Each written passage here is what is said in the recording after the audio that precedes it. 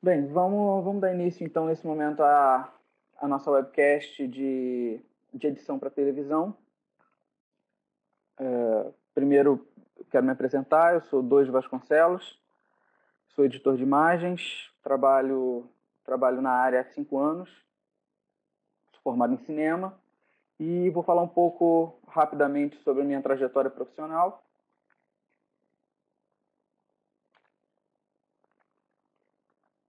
Bem, eu meio que caí na área de televisão muito por sorte e talvez por ironia do destino. No equivalente aqui em Portugal ao 11º, 12º ano, lá no Brasil, a gente tem a possibilidade de escolher um curso de formação profissional para fazer paralelamente à formação regular. Né? E nesse curso, nesse momento da minha vida, eu escolhi fazer o curso de técnico agrícola. Muito rapidamente eu percebi que não era isso que eu queria fazer da minha vida. E ao sair do colégio, eu fui estudar ciências econômicas. Depois de 2 anos, eu também percebi que não era exatamente isso que eu queria fazer. Cheguei a fazer praticamente metade do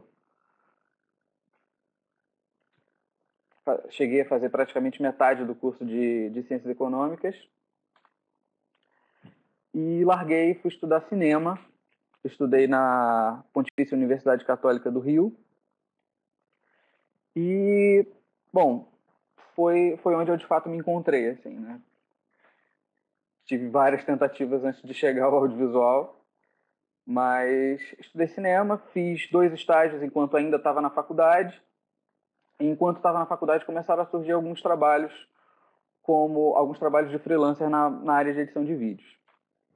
Trabalhei e trabalho até hoje, faço trabalhos como freelancer paralelamente à televisão, né, mas trabalhei bastante tempo como freelancer, fazendo vídeos institucionais, publicidades.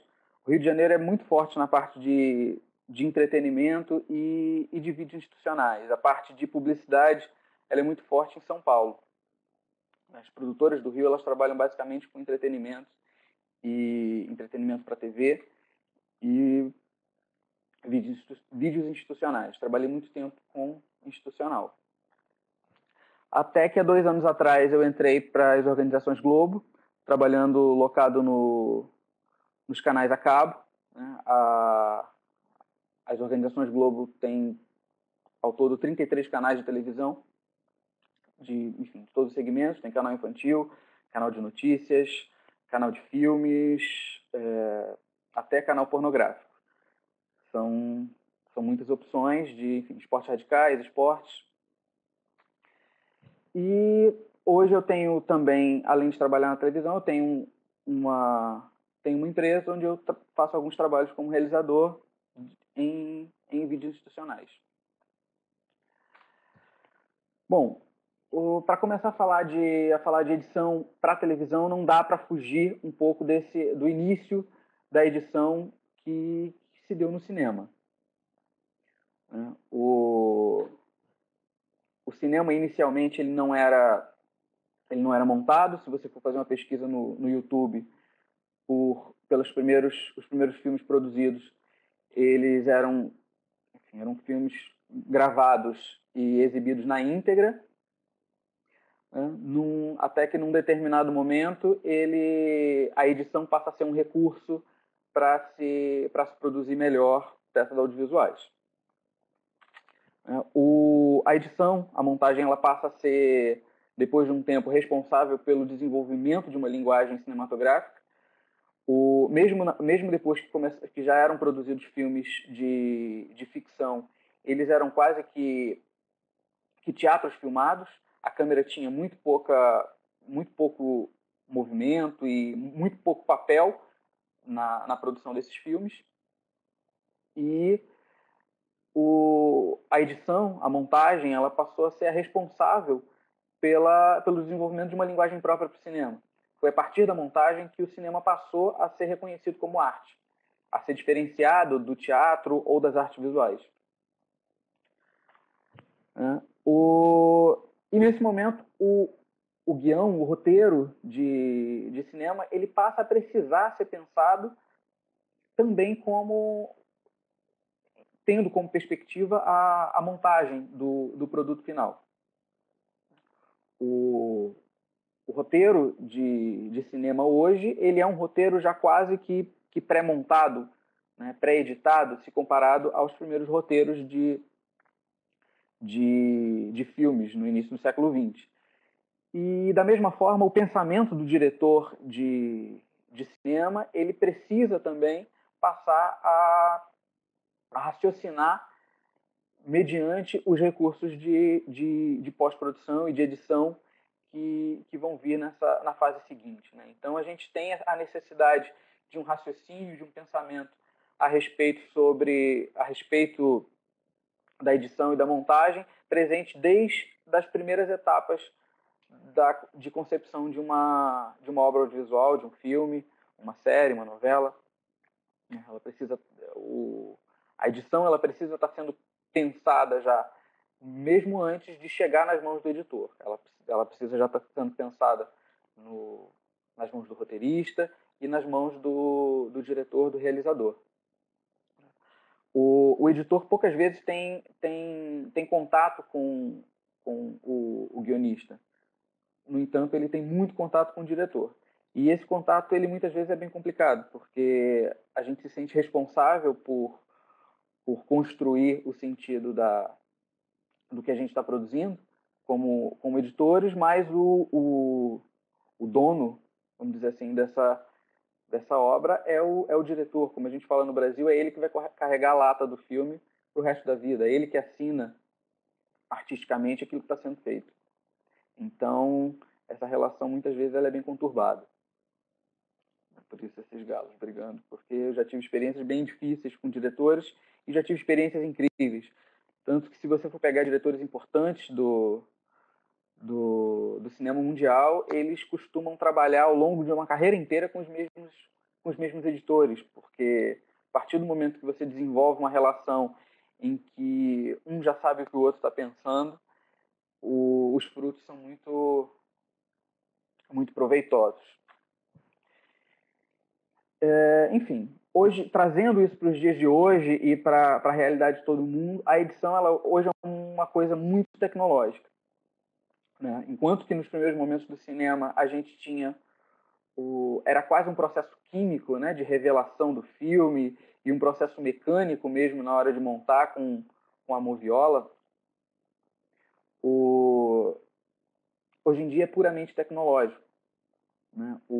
A produção em película cada ano diminui mais e a edição, a montagem em moviola já praticamente não existe. Mesmo quando um filme é produzido em película, ele passa por uma intermediação digital na pós-produção, depois voltando só a ser transposto para a película novamente.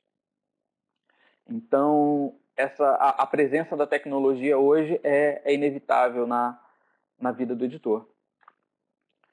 Bom, para falar um pouco desse profissional, desse editor, né, eu encontrei esse meme na internet, tem várias versões desse meme sobre o que faz um editor, né? O que a minha mãe pensa que eu faço, uma sala cheia de computadores, o que os produtores pensam que eu faço, que eu durmo, o que a sociedade pensa que eu faço, parece alquimia, o que os atores pensam que eu faço, pensam que o montador é o cara que monta os móveis do cenário, o que eu penso que faço é o que eu realmente faço. Né? Eu vejo essa janelinha desse render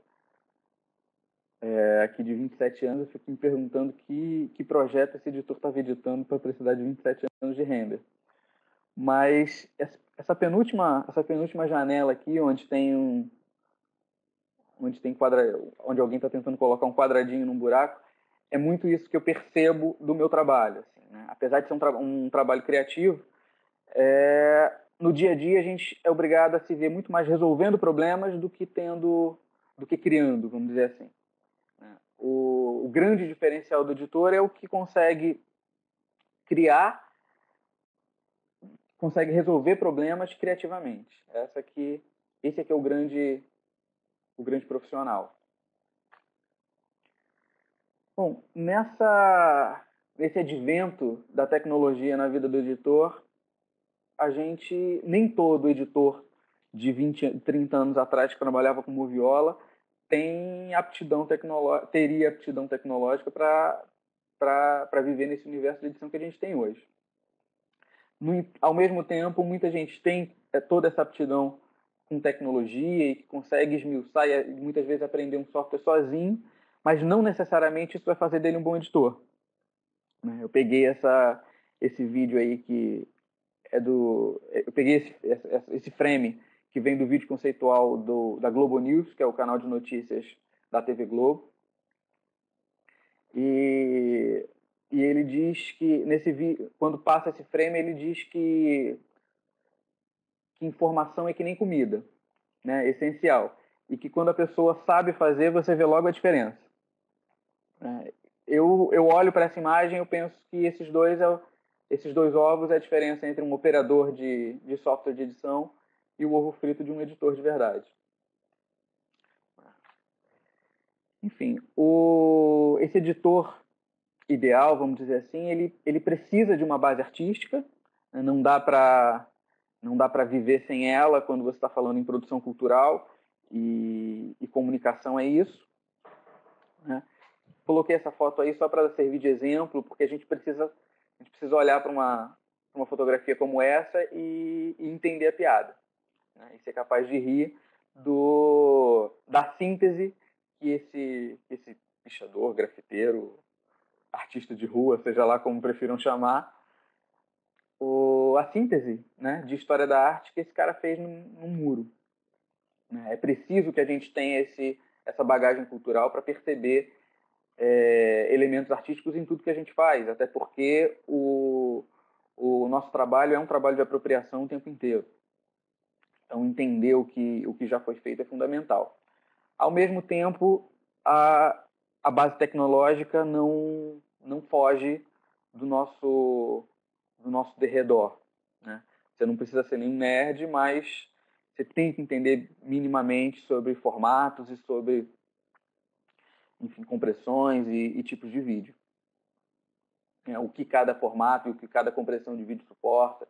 Isso tudo é muito importante para resolver problema. Quando você está trabalhando em produtoras pequenas, muitas vezes é você que tem que resolver problemas técnicos na máquina que você está operando.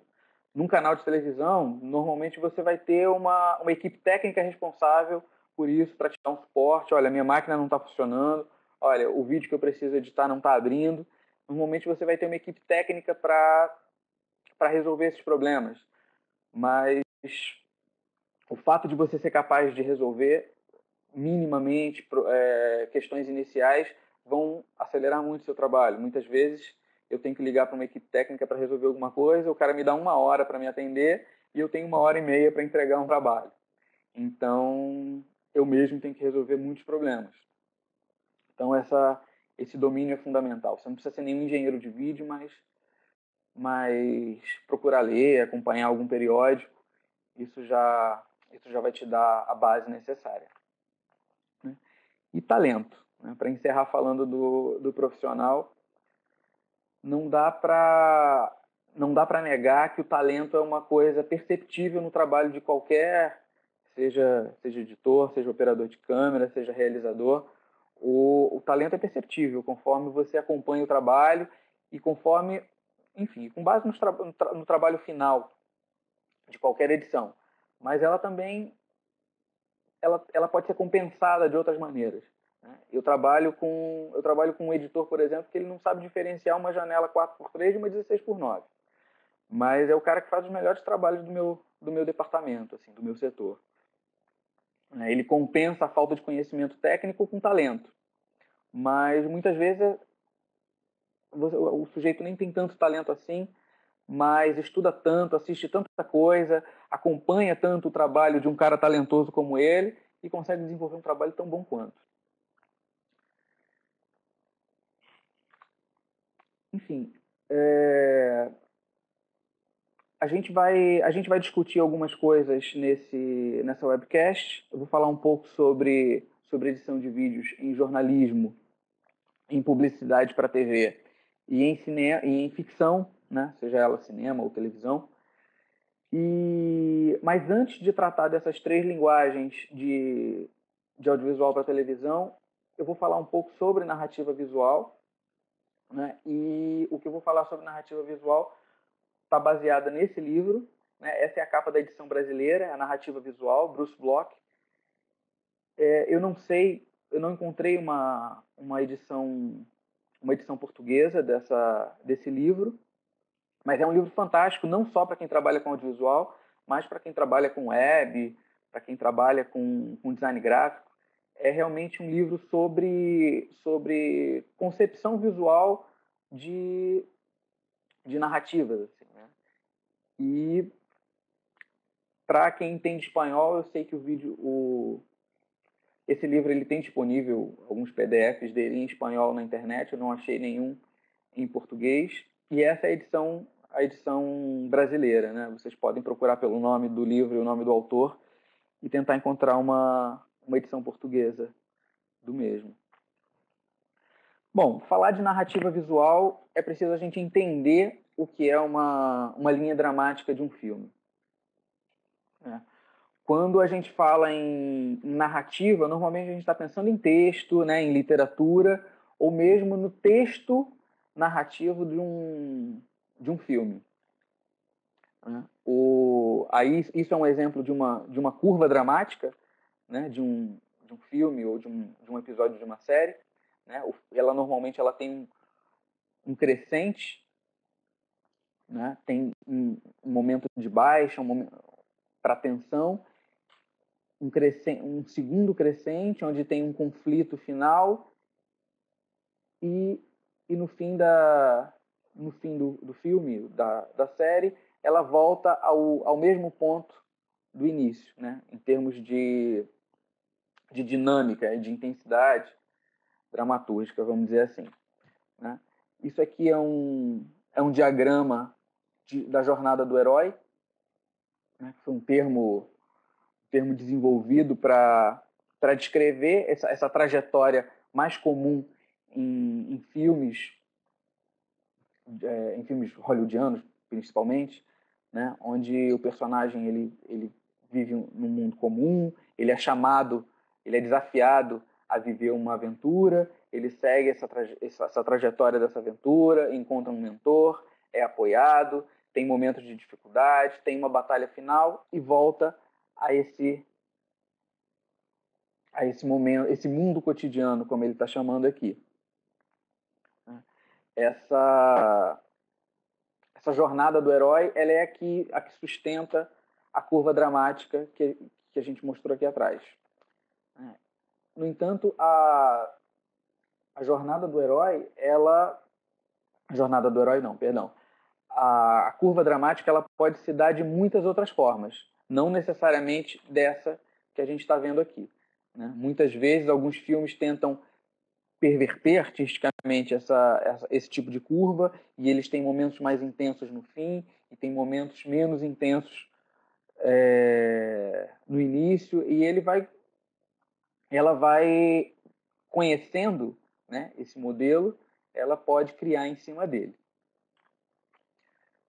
E visualmente falando, o que a gente tem que construir são progressos visuais.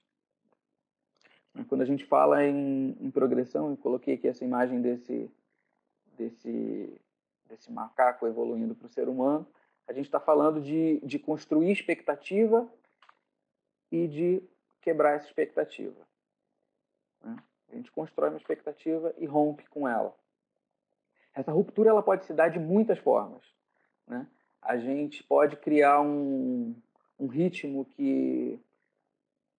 lento, que vai acelerando, que atinge um momento de muita velocidade e pum, e para.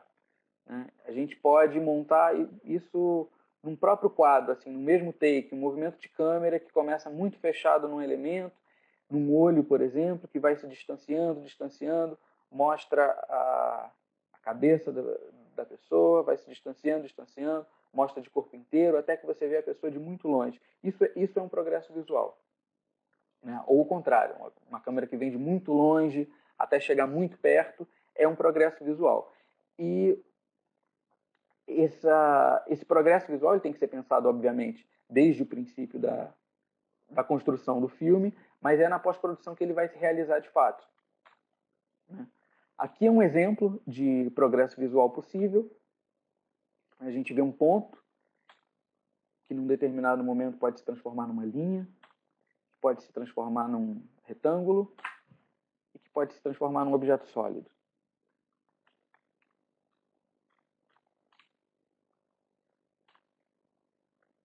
Essa progressão visual ela vai criar pontos, né, na narrativa convencional, na narrativa escrita, vamos dizer assim, muitos teóricos americanos chamam de plot, né, os pontos de virada, ela vai se dar através do que a gente chama de contraste e afinidade. Esse contraste ele pode se dar, a gente está acostumado a ouvir falar em contraste entre uma variação de intensidade de cor, de preto ou de branco, mas esse contraste ele pode se dar de muitas formas. A gente pode estar falando de um filme muito barulhento e que, num determinado momento, ele fica em silêncio. Ou a gente pode estar falando de um filme que é muito escuro e, num determinado momento, ele fica muito claro. Esse contraste é que gera que dá ritmo e que permite a gente construir aquele gráfico de narrativa visual, de narrativa, aquele gráfico narrativo que a gente viu lá atrás, né? Aquela curva dramática. Alguém tem alguma pergunta? Acho que não.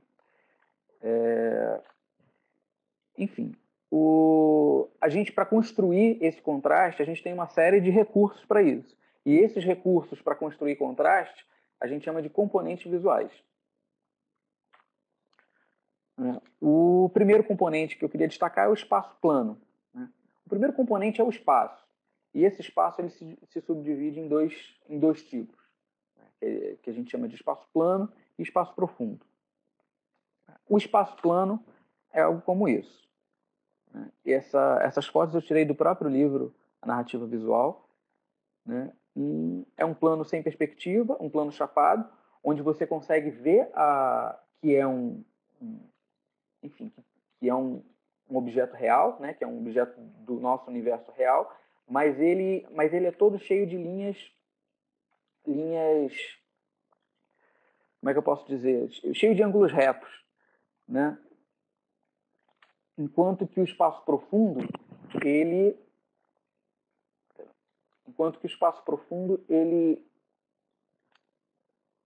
fecha alguns ângulos. Né? A gente pode perceber a diferença entre isso e isso.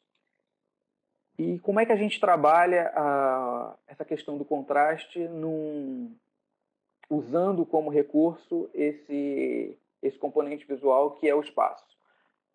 Construindo uma sequência de imagens com profundidade como essa, uma sequência de imagens em espaço profundo, né, com câmeras na diagonal, e num determinado momento você quer criar um impacto e coloca um espaço plano. Isso cria contraste. Isso, consequentemente, dá dinamismo ao que você está montando, ao que você está editando. Um outro componente que a gente também trabalha é a linha e a forma, né? E o que seria linha e forma. Qualquer objeto no mundo real, ele tem uma forma. Né? Mas uma vez, aqui a gente tem essa bola, por exemplo, você consegue perceber volume nela. Mas se você tentar apertar um pouco os olhos assim para tentar perceber só as diferenças de luzes nessa imagem, você vai ver isso. Essa bola que tem volume, ela no universo 2D ela é um círculo. E qualquer objeto que a gente coloque na nossa cena, ele vai ter formas. Né? Ele vai criar linhas através de si mesmo. Né? Porque a tela da televisão, do cinema, ela não tem profundidade real. Né? Ela é uma simulação de um espaço tridimensional num ambiente bidimensional. Então, essa forma ela se dá dessa maneira. A partir do momento que você trabalha em cenários, por exemplo, né, muito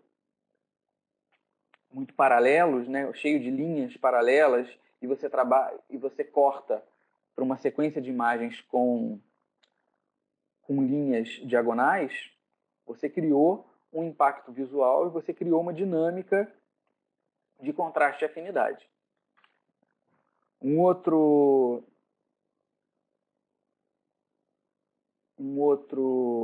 componente visual é a tonalidade. Naquele primeiro exemplo que a gente deu aqui na frente,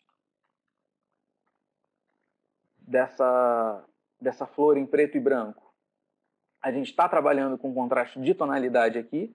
A gente está falando de escala de cinza, né? A gente pegou o ponto mais escuro na escala de cinza e o ponto mais claro, juntou esses dois e a gente tem esse contraste entre o preto e o branco.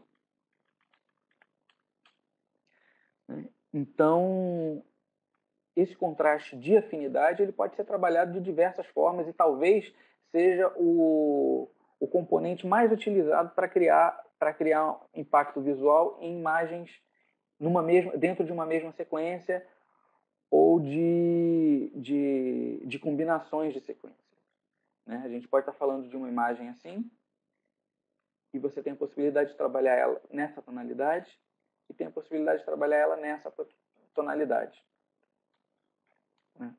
Se você está construindo uma peça que tem uma predominância de imagens claras, quando você tenta colocar uma imagem escura, isso soa esquisito. Né? Quando eu hoje trabalho no departamento no setor de publicidade de autopromoção, e uma coisa que eu evito muito fazer é, por exemplo, se eu estou fazendo uma peça promocional para um filme, para um trailer, é juntar imagens que eu preciso usar escuras num determinado momento e usar imagens que eu preciso, imagens claras, num outro momento. Não juntar, não ficar pulando de imagem, sei lá, de cenas noturnas para cenas diurnas. Isso cria uma dinâmica que muitas vezes não permite uma compreensão da história, a não ser que o seu objetivo seja causar uma espécie de confusão, trabalhar, colocar na mesma cena imagem diurna e noturna, colocar na mesma sequência imagens diurnas e noturnas,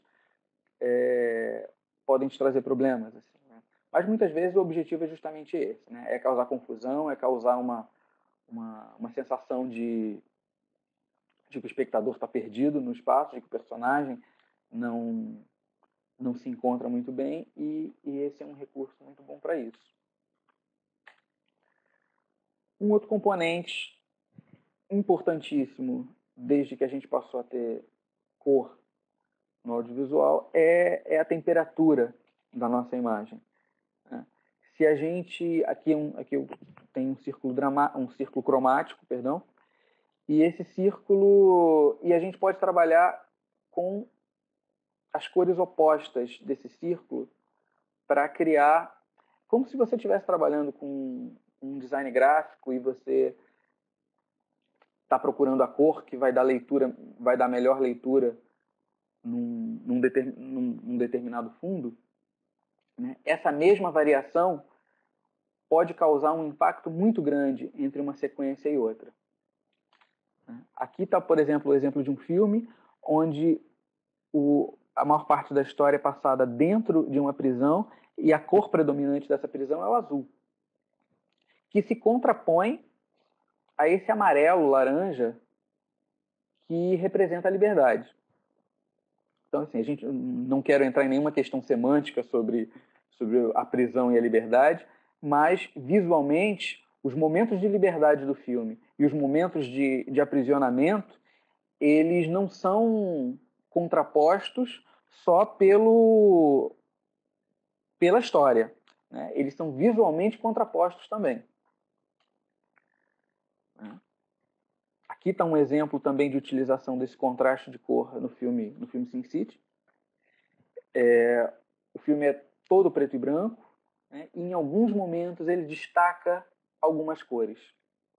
E esse é um elemento, ele destaca o vermelho com muita intensidade, num filme totalmente preto e branco. Tem um outro momento também que ele destaca um amarelo com muita força.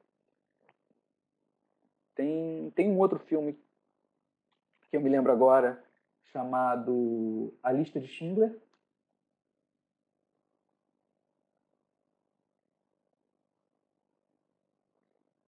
onde... eu só estou vendo agora aqui que alguém teve algum problema com os slides, o problema está resolvido?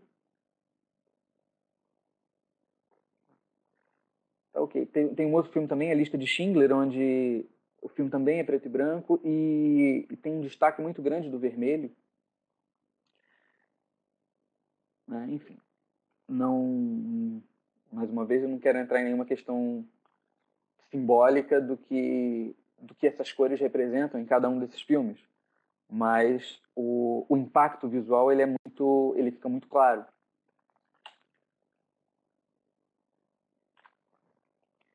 E movimento, né? Quando a gente fala em movimento, normalmente a gente pensa em movimento de câmera, né? E no que esse movimento pode causar, mas não necessariamente o movimento do vídeo, o movimento da imagem da imagem de um filme, de um programa de televisão, seja ele qual for, ele vai se dar por um movimento de câmera. Muitas vezes, ele se dá pelo próprio movimento dos objetos, das personagens no quadro. Esse é um elemento muito importante que eu gosto muito de usar, porque, enfim, quando a gente ouve falar, quando as pessoas, a gente começa a editar e quer fazer, por exemplo, um clipe em cima de uma música, a gente acha que uma edição legal é uma edição onde os cortes estão batendo com as batidas da música e às vezes uma música é muito acelerada, tem muitas batidas e você vai lá e picota o filme inteiro. Isso tem o seu mérito em determinados momentos, mas é visualmente muito mais interessante quando você consegue acompanhar numa música, por exemplo, o ritmo e os impactos de uma música através do movimento em cena. Né? Aqui a gente tem exemplos, né, de movimentação, e a partir do momento que essa movimentação ela é bem construída, a gente passa a ter um controle sobre o ponto da tela que o nosso espectador está olhando. A partir do momento que algo se mexe nessa tela, naturalmente a gente vai olhar para o ponto de movimento. Né? Na televisão, esse recurso ele é um pouco limitado, porque a televisão é uma tela menor, ou pelo menos era até pouco tempo. Né? Agora as telas em casa estão ficando cada vez maiores. Mas no cinema isso tem um impacto muito grande. Naquela tela enorme, se você está olhando para um ponto na parte alta do lado direito e alguma coisa acontece na parte baixa do lado esquerdo, você não vê.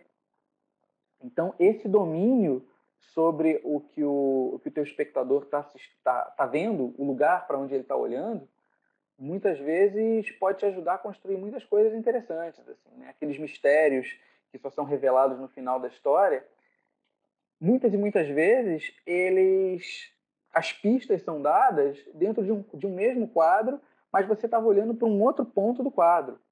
Sabe? Podia ser que algum mistério tivesse acontecendo aqui, né? A revelação, a dica que você precisava para entender a história estava nesse canto aqui, mas o personagem estava em movimento aqui e era para ele que você estava olhando. Então, assim, esse é um elemento muito interessante para ser explorado. Aqui é só um diagrama, né, sobre essa movimentação das personagens no quadro, onde, enfim, aqui essa tela do lado ela está trabalhando com a regra dos terços, né, onde a gente divide em 3 blocos horizontais e 3 blocos verticais, e a gente consegue ter uma subdivisão da nossa tela em 9 campos. E isso ajuda a gente bastante, olha, quando uma coisa está acontecendo aqui, muitas vezes a gente não percebe o que acontece aqui.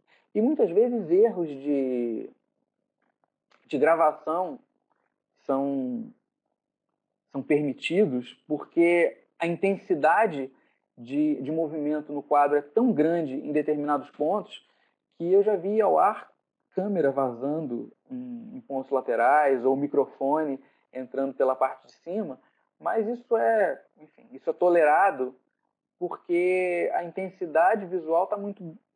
Enfim, por exemplo, num determinado take, numa determinada tomada, o microfone entrou, mas os atores estavam tão bem naquele take que é preferível você deixar o microfone ter entrado e poder utilizar dessa interpretação bem feita do que ter uma interpretação um pouquinho pior, mas sem microfone, sabe? Então, é uma opção, assim. Muitas vezes a gente ouve falar em erros de gravação e fala, porque filme tal tem 90, 100 erros de gravação que passaram, assim, sabe? Estão no ar.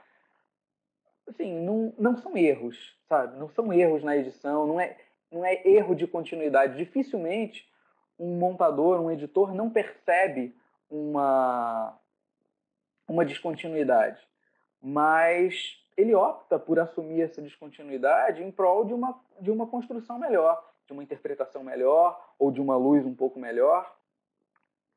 Então, assim, uma coisa que um ator me falou uma vez é que ele se sentia o menor dos elementos quando ele estava trabalhando numa novela. Porque se o cara do som achasse que o som não ficou muito bom, ele pedia para fazer de novo.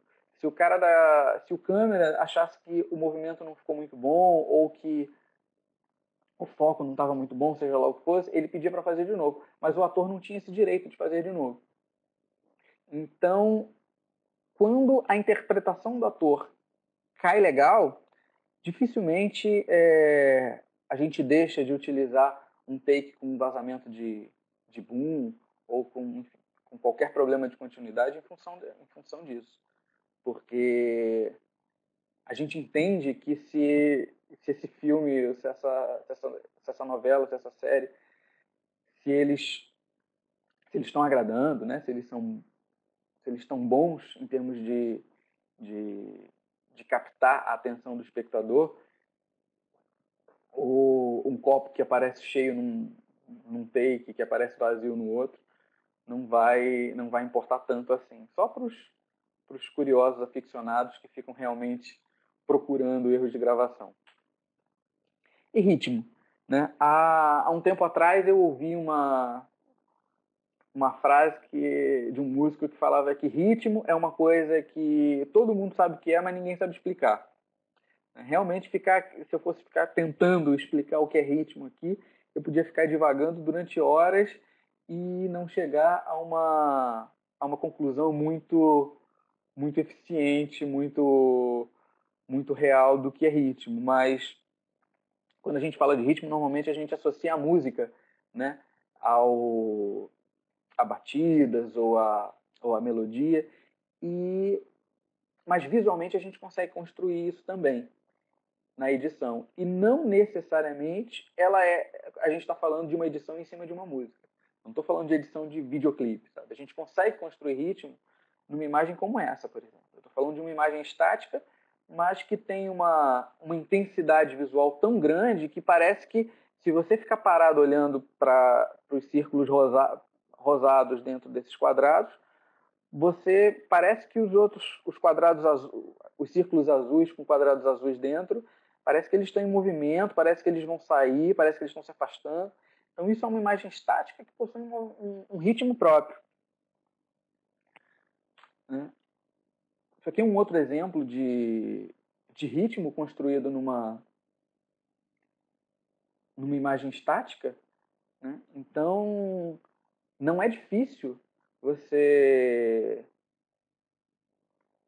proporcionar dinamismo para uma história audiovisual sem cortes. Né? A gente tem uma série de exemplos de filmes com pouquíssimos cortes, de filmes com grandes planos sequência. O plano sequência é um exercício de movimento e risco. Né? De movimento e ritmo. Né? Eu não sei se esse termo é utilizado aqui em Portugal, plano sequência. enfim, se alguém não souber do que se trata o plano de sequência, eu posso explicar. É aquela tomada que é inteira, que muitas vezes é super longa, onde uma série de coisas acontecem sem corte, né? Enfim, se alguém não tiver entendido, coloca um comentário que eu explico novamente. Até porque, enfim, é uma coisa meio complicada de se explicar sem estar vendo, né? O Alfred Hitchcock, por exemplo, tem um filme, Festim Diabólico, se eu não me engano, que é todo em planos e sequências, né? Os momentos na época, como ele filmava em película, os únicos cortes que o filme tem são nos pontos em que o filme da câmera realmente acaba. Então é um filme todo de sequências longas, onde os movimentos da câmera, os movimentos dentro do quadro e o ritmo natural do cenário dão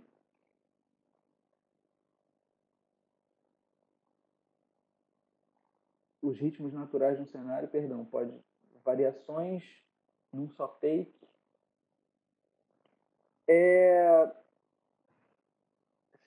Essa pergunta de João, essa pergunta isso que você escreveu, variações num só take, é a respeito do plano de sequência que você está perguntando?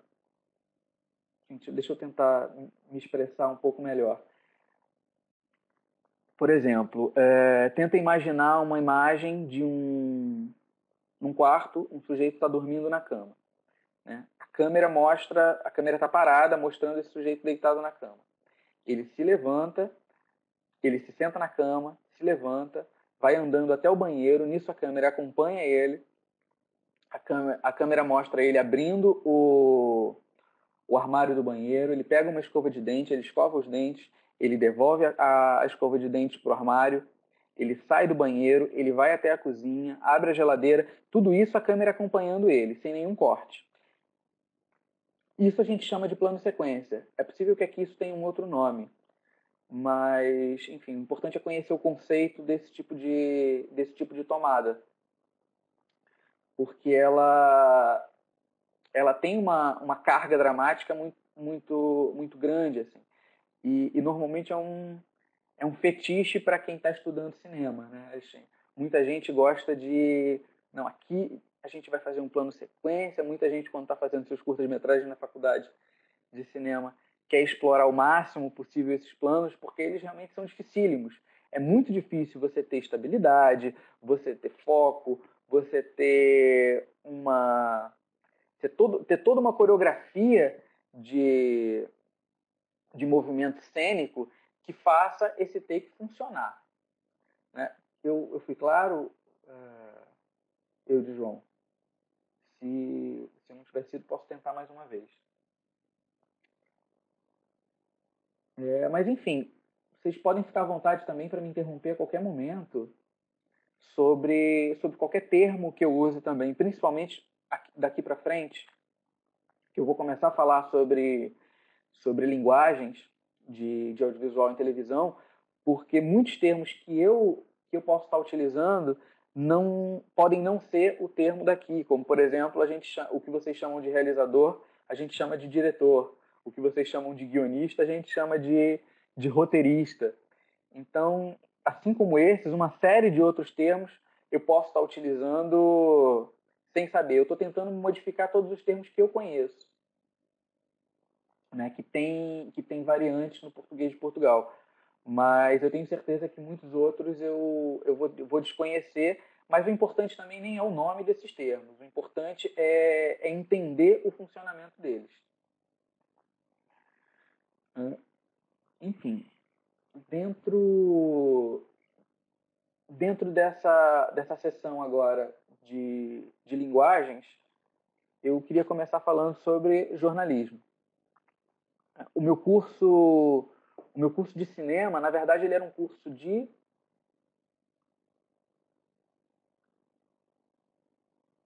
obrigado, Silvia. Ela disse que está sendo muito claro para ela, então qualquer dúvida é só interromper. Bom, como eu estava dizendo, o meu curso de cinema, na verdade, era um curso de ciências da comunicação, que lá a gente chama de comunicação social, com habilitação em cinema. Então, por um lado, era péssimo, porque a gente ficava pensando, poxa, se eu não tivesse que fazer uma aula de comunicação impressa, eu poderia estar tendo uma aula muito mais proveitosa para um curso de cinema. Mas eu tive muitas aulas de jornalismo na faculdade de cinema que eu fiz, e a minha primeira experiência profissional foi como operador de câmera, né, que lá a gente chama de repórter cinematográfico, com jornalismo. Eu não fui editor de jornalismo. Eu já editava, já sabia editar, cheguei a editar algumas coisas em emergências, mas quando eu trabalhei com jornalismo, eu era repórter cinematográfico. E, enfim, quais são as questões do jornalismo que é importante a gente destacar para o dia a dia do editor? Primeiro, uma expressão que a gente usa isso aqui, essa foto é de um cartório, né? de um cartório de notas, mas ela é só para representar o que a gente chama uma situação que a gente chama uma expressão que a gente usa no Brasil, que é uma situação em que tem muito cacique para pouco índio. Cacique é o chefe de uma tribo de índios, né? Quando tem muito chefe e pouco subordinado, a gente costuma dizer que tem muito cacique para pouco índio. E quando você trabalha com jornalismo, o editor ele é assim o sujeito que tem menos autonomia, talvez, dentro da produção de uma peça jornalística. Até porque ele não está acompanhando, na maioria dos casos, todo o processo e o objetivo final de uma série de reportagens ou de uma reportagem isolada. Enfim, tem um repórter, tem um produtor, tem um editor de texto, tem um editor-chefe de um jornal, uma série de pessoas que, na prática, é quem assume seja a veracidade ou a qualidade da informação. Né? Jornalismo é informação. Não, é muito menos estético do que as outras linguagens que a gente vai tratar daqui para frente. O que não elimina a necessidade de você construir visualmente uma peça de qualidade, né? Construir um vídeo de qualidade. No Brasil, a gente tem várias experiências de exercício de inovação, de experimentação dentro da linguagem jornalística, para caso alguém tenha formação em jornalismo ou tenha interesse em trabalhar com edição para jornalismo, tem um programa no Brasil chamado Profissão Repórter. Você encontra no YouTube vários programas dele inteiros, é um programa super premiado, em que eles realmente inovam bastante no desenvolvimento de uma linguagem jornalística diferenciada. Há 2 meses eu assinei a SIC Internacional lá no Brasil e eu tenho visto muitos programas, muitas peças jornalísticas muito interessantes, assim, sabe? Tenho visto a utilização de muitos drones, assim, para fazer imagens aéreas, para às vezes reportagens simples, né? Mas como é um recurso barato, ele acaba dando uma força, né, para produções menores e que às vezes não teriam tanto recurso. Outro elemento que é fundamental destacar no trabalho do editor de jornalismo é o deadline, né? É o tempo que ele tem para produzir. Muitas vezes uma coisa acontece às 8 horas da manhã e ela precisa ir ao ar no jornal do meio-dia. Então, o tempo, né, é um condicionante para a qualidade estética do trabalho de um editor, né? Seja ele em qualquer área. E a partir do momento que o editor de jornalismo ele tem menos tempo para aprimorar um corte, para aprimorar enfim, para pensar de fato sobre o que ele está vendo, o trabalho dele acaba estando sujeito a alguma coisa que ele não percebeu. Quando eu estou editando uma peça, alguma coisa um pouco mais importante, por exemplo, eu costumo editar ela inteira ou partes dela, parar, passar para outro projeto, ir trabalhando em outro projeto e depois voltar naquilo que eu estava fazendo para poder ter um olhar um pouco diferenciado. né? Eu sou uma pessoa que eu tenho um defeito muito grande, que é a desatenção. Eu às vezes digito, assim, por exemplo, se eu tivesse digitado esse deadline aqui, ele está incluído na imagem, mas se eu tivesse digitado esse deadline aqui, eu podia ter escrito um deadline sem o A, por exemplo, né? Ter virado um deadline. Um deadline sem o A. Mas e eu não teria percebido. Assim. Eu poderia olhar 50 vezes para essa mesma imagem e não perceber que o deadline estava escrito errado. Porque o meu olhar ele se acostuma com muita facilidade com determinadas imagens. Então, a partir do momento que eu me acostumei com essa imagem aqui, se ela tiver alguma coisa errada, eu não percebo mais. E isso é um defeito meu, é uma coisa que dificulta muito o meu trabalho, que o meu chefe reclama comigo todas as vezes que isso acontece. Mas, então, você poder parar o que você está fazendo, né? Ir para uma outra coisa, para esquecer aquilo e depois poder voltar, realmente aprimora o seu trabalho numa série de questões. No meu caso, especificamente em escrita de informações. Né? Mas muitas vezes num corte, muitas vezes você assistiu o que você editou 5 vezes, mas num determinado momento você para de perceber que uma imagem que você está usando não está boa, sabe? Que uma imagem que você está usando, às vezes tem um microfone vazando, né? E você mesmo não percebe. Então, por isso que é importante você parar e fazer uma outra coisa, ir tomar um café e depois voltar para o que você está fazendo. O tempo é um condicionante no trabalho do editor. Há um tempo atrás, o produtor que cuida, né, do que lá a gente chama de pauta, né, que é tudo que eu tenho para fazer num dia, o produtor que cuida da minha pauta me ligou e falou: olha só, eu preciso que você pare o que você está fazendo e faça esse vídeo aqui. Mas isso tem que ir ao ar em 30 minutos. Você consegue? Eu falei: consigo. Deu 15 minutos, eu liguei para ele e falei: olha, já está disponível. Ele: nossa, foi rápido. Falei: foi rápido, porém a qualidade do que eu fiz não foi lá essas coisas. Assim, né? Se quer que eu faça milagre, eu faço, mas se quiser que eu faça o impossível, você tem que me dar mais 20 minutos. Então, o tempo ele condiciona a qualidade do nosso trabalho. E o jornalismo, o vídeo jornalístico, ele normalmente ele é mais pobre pela falta de tempo. Né? Se você pegar um filme documentário, por exemplo, a qualidade narrativa e visual daquilo é muito maior, porque o editor, às vezes um documentário é feito com o mesmo material que se produzir uma reportagem de 2 minutos, você produz um documentário para televisão de 30. Né? E o documentário fica muito melhor porque ele pôde, de fato, explorar muito melhor o que ele estava fazendo. Enfim, outra coisa que é importante falar também é sobre o que a gente chama de espelho de um telejornal. Né? Como eu falei, eu escrevo muitas coisas assim e às vezes não percebo. Talvez tenha algum erro de digitação em algum momento desses slides. Tá? Já peço desculpa. Mas a gente chama de espelho de um telejornal. O que seria o espelho de um telejornal? São os elementos que constroem esse telejornal. Né? Um telejornal ele tem escalada. Né? No Brasil, o que a gente chama de escalada são o momento inicial. O jornal começou.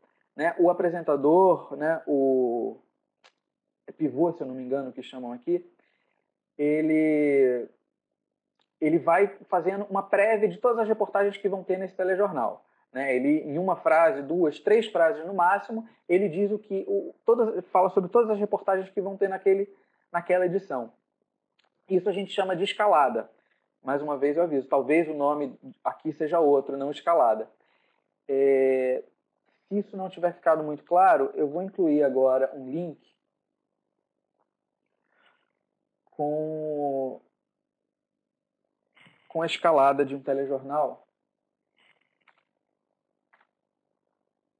só para isso ficar mais claro. É só o iníciozinho de um telejornal, as informações que eles estão dando não importam tanto. Mas, enfim, a escalada é esse momento inicial do telejornal. É quando ele começa e é um resumão de tudo que vai acontecer nessa edição do jornal. A reportagem, acho que não preciso nem falar muito sobre o que seria uma reportagem, né? É o momento em que o repórter vai para a rua, que ele entrevista pessoas, ele pega imagem, onde ele oferece de fato a informação. A informação ela está dentro da reportagem, né? A nota, eu suspeito, alguma vez na minha vida já me disse que aqui isso tem outro nome. Mas nota, a gente chama, nota é um termo que vem do jornalismo impresso, que são aqueles textinhos bem pequenos, né? É um parágrafozinho bem pequeno, dando uma informação bem objetiva.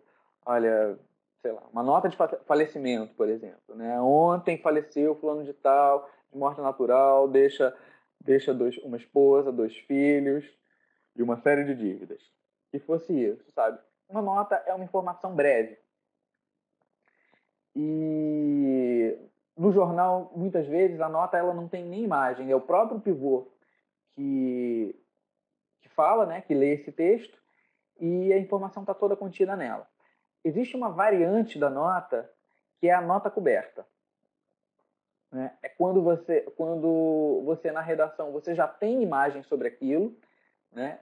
A nota coberta, normalmente, ela é a atualização de alguma reportagem. Muitas vezes a reportagem, uma determinada reportagem, ela foi produzida de manhã, né? Mas no Jornal da Noite, aquela informação já mudou, já aconteceram novas coisas e aquilo já repercutiu de uma maneira diferente.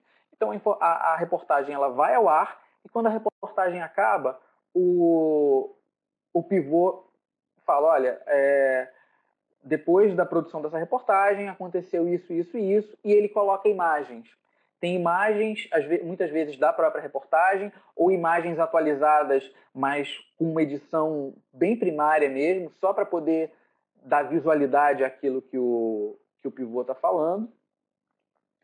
Então, assim, existe a nota, é onde você vê, de fato, a cara desse pivô, e a nota coberta é onde o pivô vai ler um texto em cima de imagens que foram só unidas, assim, sem muito tratamento estético. Direto, né? A gente lá no Brasil a gente chama de vivo, né? De ao vivo. E o direto é quando o repórter no estúdio, o pivô no estúdio chama um repórter externo. Né? E esse repórter externo, ele entra ao vivo, dando só informações. Normalmente essas informações que ele dá não são nem cobertas com imagem, né? Ele entra mesmo de cara e fala tudo que ele tem para dizer. E aliviando a tensão, uma coisa que é muito importante no telejornal. Muitas vezes você assiste um telejornal inteiro, cheio de informações, é porque a crise, desastre aéreo, corrupção, e o jornal ele é cheio de informações enfim, informações ruins, informações difíceis. E no meio disso tudo, entra uma reportagem sobre o mais novo urso panda que nasceu num zoológico em Pequim, sabe? Essas reportagens elas são necessárias para pontuar, em termos de tensão, uma série de outras reportagens difíceis de engolir, vamos dizer assim, né? É aquilo que a gente mostrou lá no início em termos de curva dramática. O jornalismo ele também se utiliza desse recurso de curva dramática na hora de pensar em como você vai combinar todas as reportagens que você tem num dia para exibir. Vamos supor que você tenha 30 reportagens para exibir naquele dia.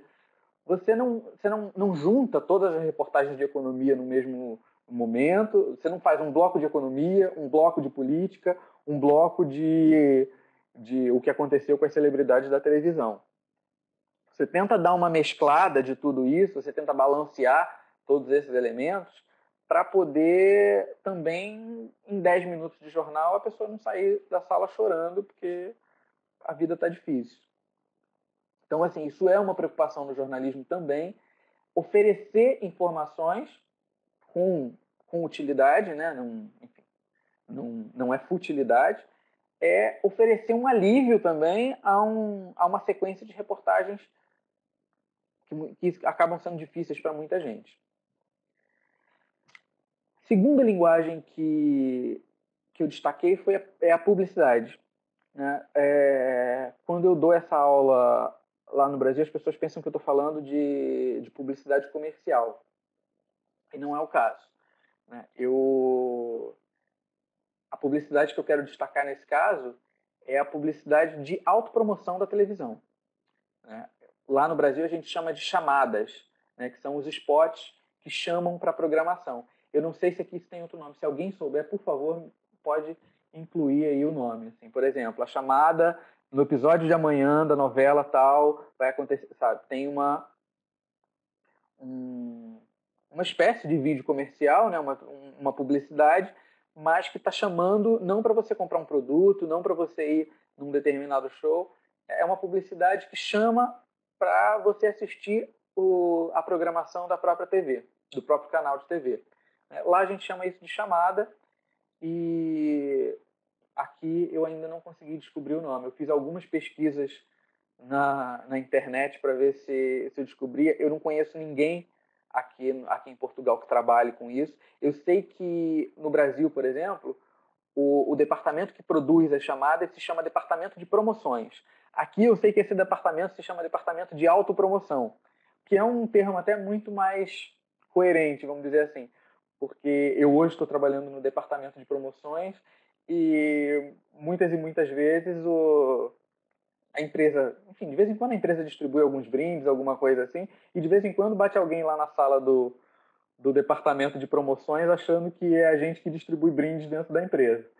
E não é o caso, né? O departamento de promoções, ele cuida da autopromoção do canal ou dos canais. No meu caso, 2 canais. Então, aqui o termo daqui eu acho ele muito mais coerente, vamos dizer assim.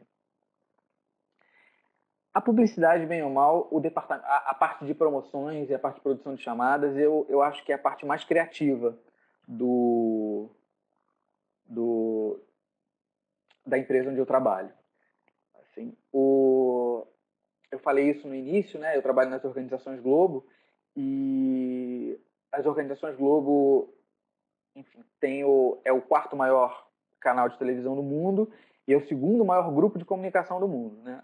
As organizações Globo tem a TV aberta, tem Rádio Globo, que tem um conglomerado de quase 10 emissoras de rádio, tem editora de livros, editora de revistas,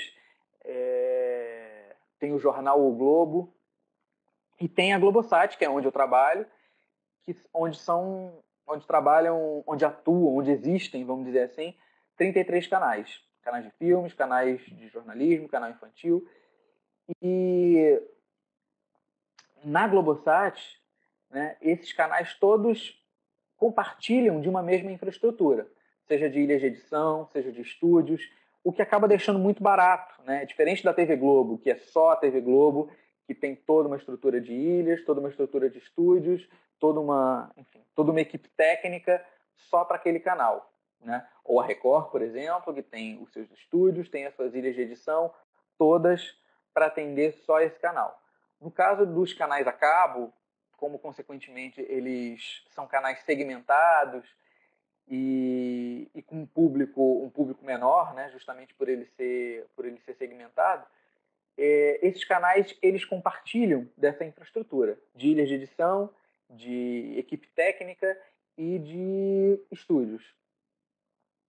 Então, e os canais a cabo, muitas vezes, eles compram programação de produtoras independentes, né, de produtoras de cinema. Compram filmes ou compram séries de produtoras independentes.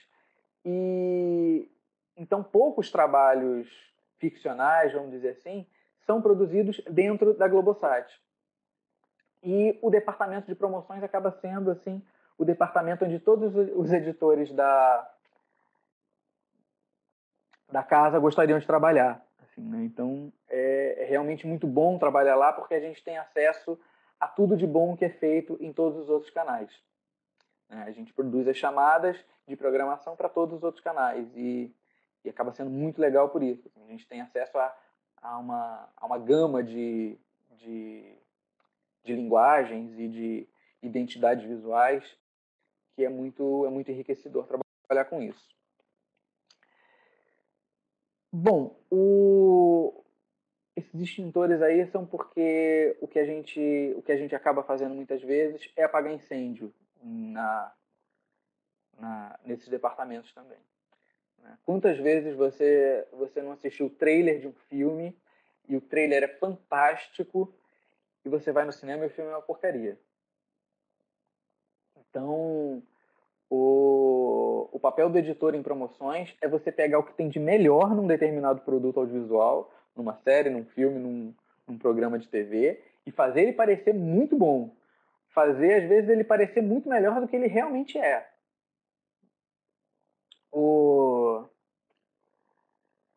Tentando me lembrar aqui o nome da série agora, mas não me vem à mente. Parenthood, o nome da série. Que há pouco tempo atrás ela foi exibida pelo canal GNT, que existia aqui em Portugal há uns anos atrás, que é um canal Globosat. O canal GNT ele acabou para a entrada do canal Globo Internacional, né? Mas o canal GNT ele continua existindo no Brasil, na TV a cabo. E o GNT ele transmitiu ele exibiu essa série Parenthood há um tempo atrás. E o briefing que a gente tinha era de produzir chamadas para fazer a série parecer um drama, sabe? Aquele dramalhão familiar.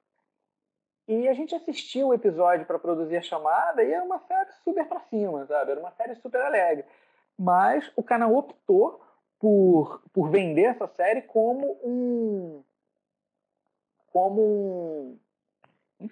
drama, que não era o caso, né?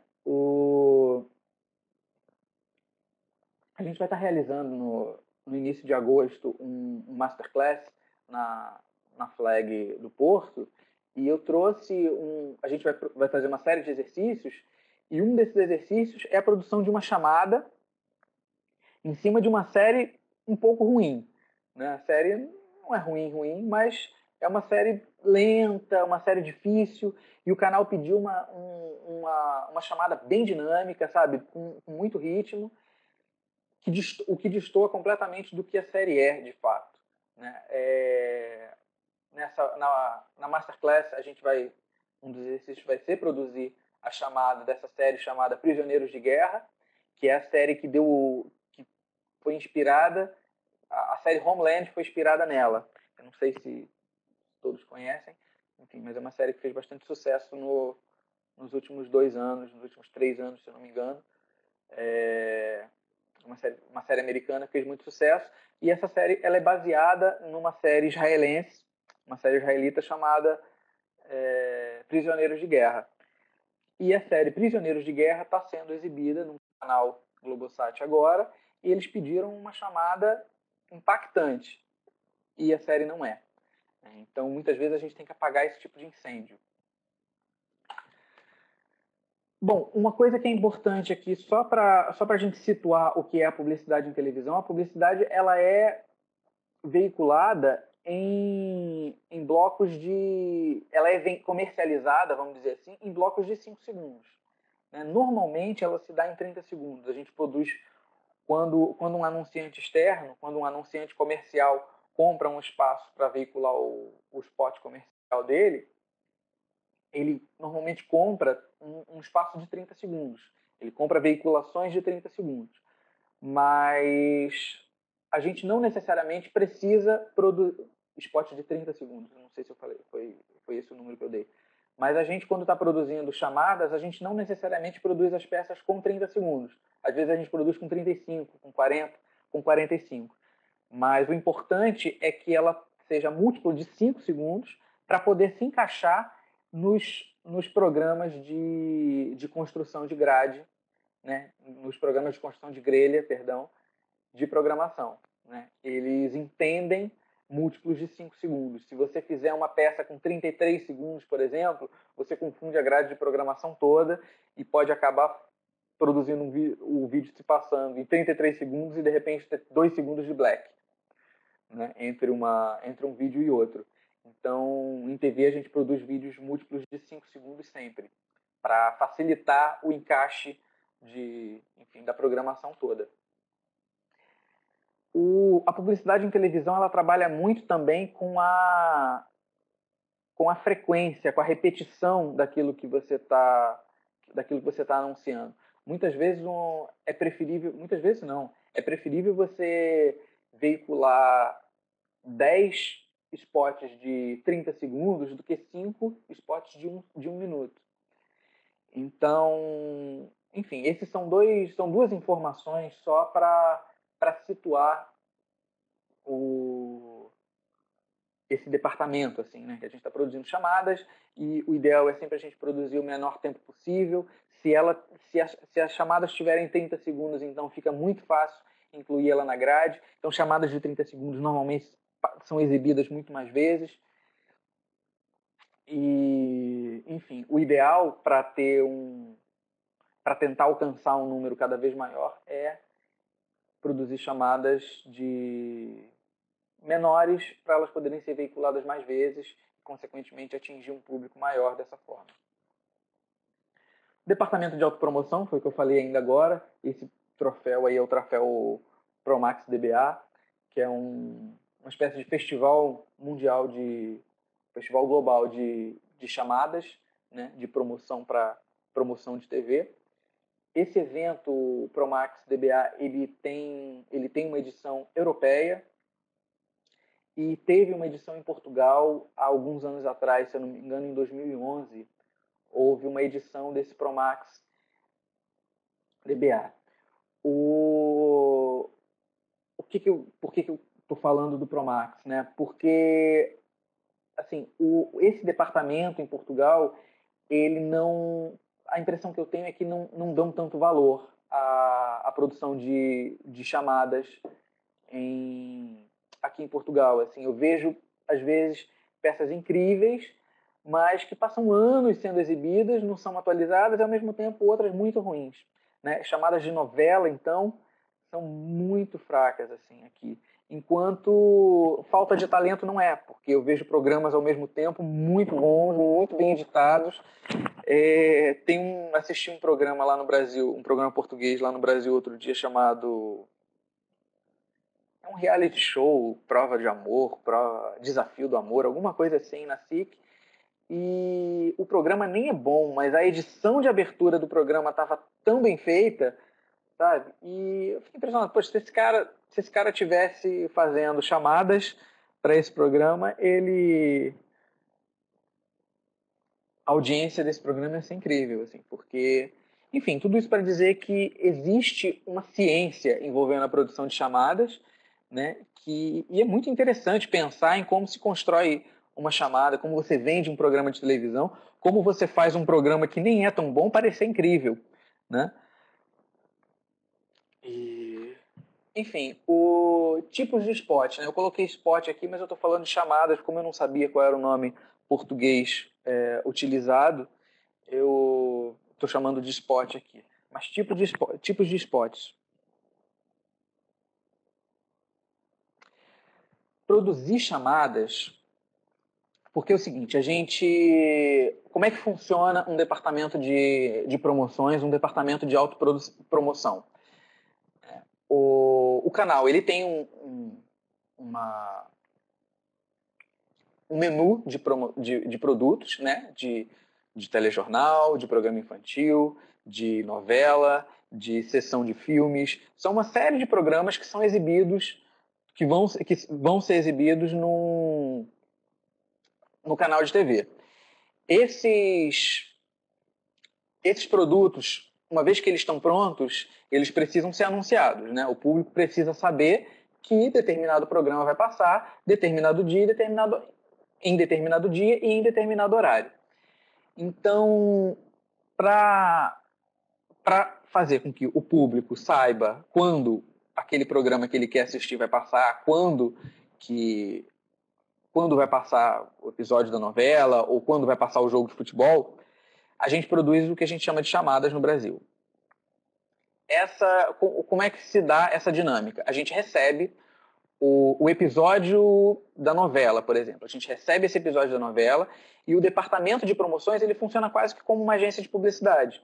né? A gente não tem roteiristas, por exemplo, para escrever o roteiro da chamada. A gente tem redatores publicitários, né? Então, o redator, ele recebe o produtor, perdão, o produtor recebe o material, né, o episódio da novela pronto. Esse produtor, ele organiza, né, os episódios de novela, passa esse episódio de novela para o redator assiste o episódio inteiro da novela antes dele ir ao ar, ele escreve um texto publicitário, escreve um roteiro de peça publicitária a partir daquele episódio de novela, e o produtor vai lá, pega o roteiro desse redator, pega o material que é o episódio da novela e disponibiliza para mim, editor, para eu montar esse vídeo de divulgação, vamos dizer assim, do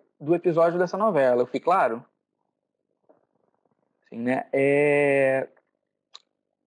O departamento de promoções, ele é o departamento de autopublicidade do canal de TV. Então, o que a gente faz é receber os episódios.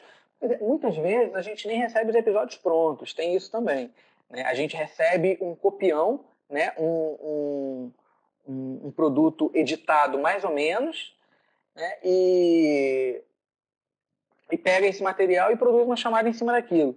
Porque, enfim, os editores da novela ainda não terminaram de produzir aquilo, né? Já aconteceu várias vezes comigo de editar uma chamada, a chamada ia ao ar, quando o programa vai ao ar, a imagem que eu usei na chamada não ter sido usada, sabe? Então eu fiz uma chamada, mostrei coisas sobre o episódio que ia ao ar do programa, e quando o programa foi ao ar, ele não tinha os episódios que eu tinha incluído na chamada quando eu editei. Isso às vezes acontece pelo ritmo mesmo da velocidade, né, da TV. E, bom, está escrevendo aqui o Abdullah Gomes diz que em Portugal se chama spot publicitário mesmo. Bom, aquilo que eu falei no início, né? Esses nomes, eu estou usando os nomes que eu conheço, estou tentando substituir pelos nomes portugueses quando eu sei, mas o importante é saber que esse produto existe, sabe? É saber que tem alguém fazendo isso, sabe? Saber que o telejornal tem a escalada, tem a reportagem, tem a nota coberta, tem o direto, e que ele se preocupa em balancear a atenção das reportagens que ele apresenta. É importante saber que a televisão ela tem um departamento preocupado em vender os produtos que ela exibe, em vender a programação dela, né? Então, assim, o nosso objetivo é sempre fazer parecer que o programa é muito melhor do que ele realmente é, muitas das vezes. Eu tenho aqui eu destaquei esses 3 tipos de spot publicitário, né, de programação, que a gente chama de específicas, institucionais e conceituais. Porque o que são esses 3 tipos? Existem subdivisões dentro desses 3 tipos, né, mas elas são as principais. Eu vou colocar aqui um link de uma chamada de cada um desses tipos de chamadas, né? Esse primeiro link que eu acabei de colocar é o link de uma chamada específica, né? O que seria uma chamada específica? Jogo de futebol. No domingo acontece um jogo de futebol Benfica-Porto, né? Na quarta-feira esse jogo começa a ser anunciado. Na terça-feira, uma chamada precisa estar pronta, anunciando especificamente esse jogo.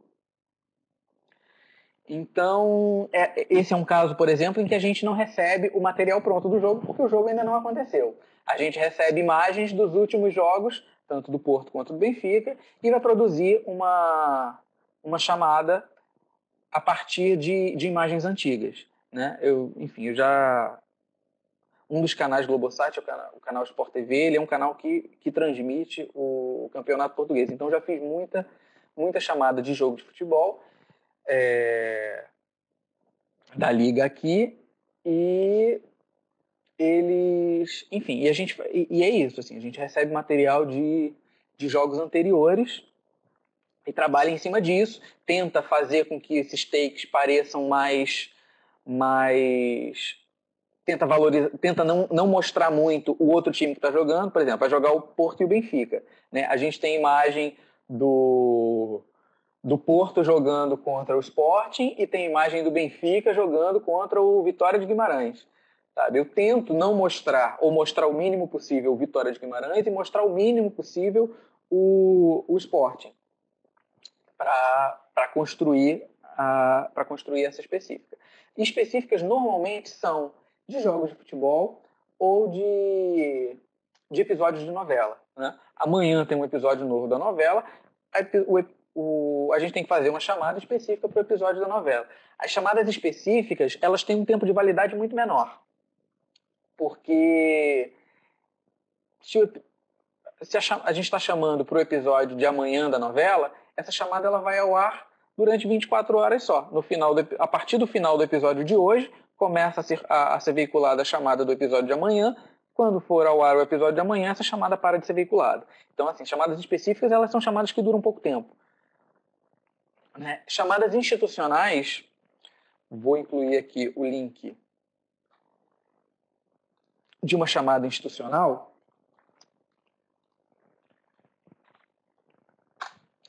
Né? Esse segundo link que eu estou colocando agora é uma chamada da série Downton Abbey, que no Brasil ela passa no canal GNT. E o que seria uma peça institucional? É uma peça que ela não se prende a um episódio específico, e ela está... Olha aquilo que eu tinha falado sobre erros de digitação. Eu não escrevi institucionais, escrevi institucionais. Para uma próxima apresentação tem que corrigir esse diapositivo. Mas, enfim, uma chamada institucional, ela se prende ao conceito de uma série ou de um programa de TV. Né? Essa chamada do Downton Abbey não fui eu que fiz, foi um outro editor, mas ele usou uma temporada inteira da série, ele pôde escolher imagens entre toda a temporada da série para construir uma peça específica para aquilo. Essa peça ela passa durante toda essa temporada. Por exemplo, vai estrear a terceira temporada de Downton Abbey, vai ter uma chamada para a terceira temporada de Downton Abbey, e ela vai passar durante toda a exibição dessa temporada, paralelamente às chamadas específicas. Né? Vão ter chamadas específicas para os episódios seguintes, mas paralelamente a isso a gente também veicula chamadas institucionais desses programas. Né? Porque, enfim, os propósitos são outros, os objetivos são diferentes de uma chamada específica, que é fazer você assistir aquele episódio, e uma chamada institucional é te fazer querer assistir a temporada inteira. Em canais de TV aberta, tem poucas chamadas conceituais. Dificilmente chamadas conceituais são produzidas para canais de TV aberta. No entanto, canais a cabo usam muitíssimas chamadas conceituais. O que seriam? Assim como o institucional ele vende, né, a essência de uma série, as chamadas conceituais elas vendem o que é a essência daquele canal. Canais a cabo normalmente são segmentados. Você dificilmente tem um canal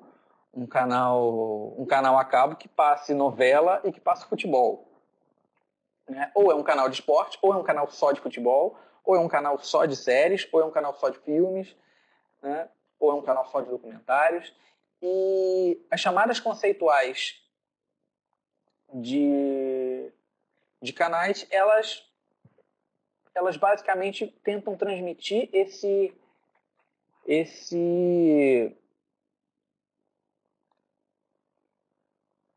linha editorial do canal, né? Tem aqui eu vou incluir agora um link de uma chamada conceitual toda em animação, produzida para o Canal Brasil. O Canal Brasil é um dos canais, é um canal Globosat. Essa chamada é ótima, assim, uma chamada de 1 minuto, que enfim, tem um apelo de tentar convencer as pessoas a assistirem o canal. Mas, enfim, tem de muitos tipos, assim. Acho que se vocês incluírem chamadas ou conceitual promo no YouTube, vão aparecer muitas coisas de canais internacionais.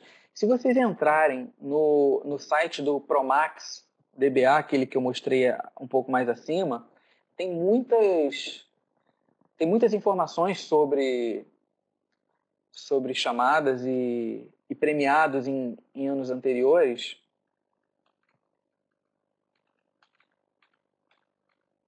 Tem informações sobre, enfim, tem os nomes, né? O canal em que passava, o país. E é muito legal assistir isso, porque você realmente vê vídeos incríveis e vê produções, muitas vezes, assim, absurdas, sabe? Eles, nos Estados Unidos, por exemplo, eles investem muito dinheiro, como na maioria das coisas, mas eles investem muito dinheiro em promoção dos seus programas, nos canais de televisão. Assim, tem chamadas assim com orçamentos milionários.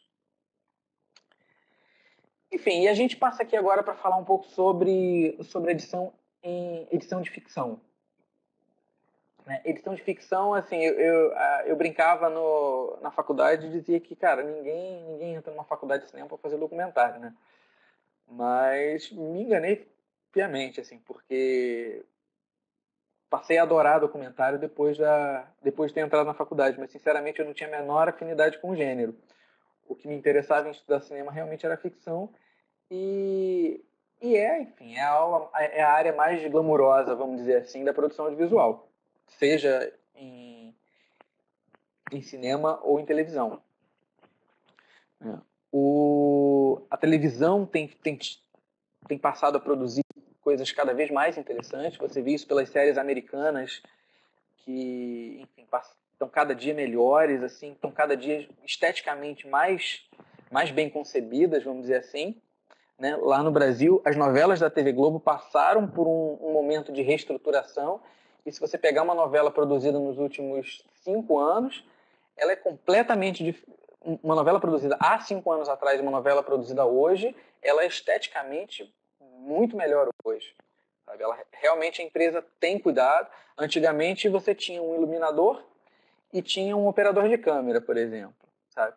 Você não tinha um diretor de fotografia cuidando da imagem de uma novela. E hoje em dia tem muitíssimos. A TV Globo tem contratado muitos diretores de fotografia para fazer fotografia de novela. Então, assim, falando do editor. Né? O editor de ficção é um anônimo. Né? Você pode conhecer... Posso pedir aqui para vocês escreverem aí para mim o nome de 20 diretores de cinema. Tenho certeza que vocês vão se lembrar de 20 diretores de cinema para colocar ali para mim. Agora, lembrar de 20 editores de cinema, eu acho que nem eu me lembro. Então, assim, o editor de cinema é um cara que se esconde e ele tem, por natureza, buscar se esconder.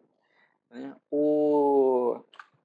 A gente sempre diz que o nosso objetivo é fazer com que o telespectador não perceba que a gente estava lá. Sabe? É que a edição seja tão natural que você pense num diálogo, por exemplo, onde você corta de uma pessoa para outra, que aquilo pareça que é o seu olhar no meio daquela conversa, olhando para uma pessoa e para outra. Assim, né? Então, o nosso objetivo, quando a gente edita ficção, é ser imperceptível, sabe? É ser esse camaleão aqui, ó. Não sei se vocês perceberam, mas aqui tem um bicho que está lá, mas que ninguém vê. Né? Esse é o maior prêmio, né, esse é o maior indicativo de qualidade no trabalho de um editor. Um outro elemento que é importante, uma outra questão que é importante destacar é que o filme, ou a série, ou a novela, ele é 3 em 1. Né? O filme que foi escrito lá no guião é um, o filme que foi escrito, o filme que foi filmado, né, que foi produzido pelo diretor é outro, e o filme que sai da ilha de edição é uma coisa completamente diferente, assim, né?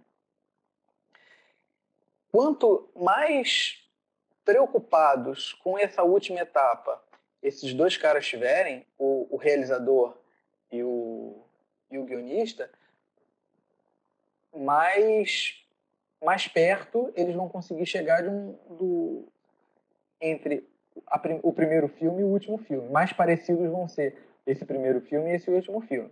Mas são peças diferentes. Isso aqui, bem ou mal, é uma obra literária. Isso aqui é uma coisa estranha, porque o filme gravado, ele por si só não é nada. O guião pode ser lido, sabe? Agora, o material bruto captado, ele não é nada em essência ele não é nada de fato, vamos dizer assim, antes de chegar aqui. Antes de sair daqui, vamos dizer assim. Então, a responsabilidade que você tem como último elo dessa cadeia é grande, assim, né? E é importante estar atento e estar consciente de que, enfim, de que o que vai sair de você vai atingir as pessoas e pode causar reações esperadas ou inesperadas. Coloquei esse rapazinho aí sendo manipulado, porque meio que é quase que um fetiche de editores de reality shows, por exemplo, que é de criar realidades no reality show que às vezes não aconteceram. Né? Tem reality shows que às vezes a equipe vai para a produção, sabe, acompanham, sei lá, colocam um monte de gente numa casa, como um Big Brother, e aquilo não rende, aquilo é chato, as pessoas são chatas, elas não conversam nada de interessante. E como é que você vai fazer aquilo ser atrativo e vender, sabe? E fazer as pessoas de fato assistirem aquilo para alguém poder pagar, para um anunciante poder pagar para estar ali. O papel do editor é importantíssimo nesse momento, porque muitas vezes é o editor que cria essa história. Né? Um reality show como um Big Brother, por exemplo, não dá tempo de ter um roteirista. Não tem como, em 20 horas de gravação, alguém sentar, assistir 24 horas de material para produzir um programa de meia hora, uma hora. Não dá para assistir isso. Então, assim, durante o dia, pessoas vão pré-selecionando, tem alguns amigos que editaram Big Brother já, vão pré-selecionando momentos e situações, e o programa é construído na ilha de edição.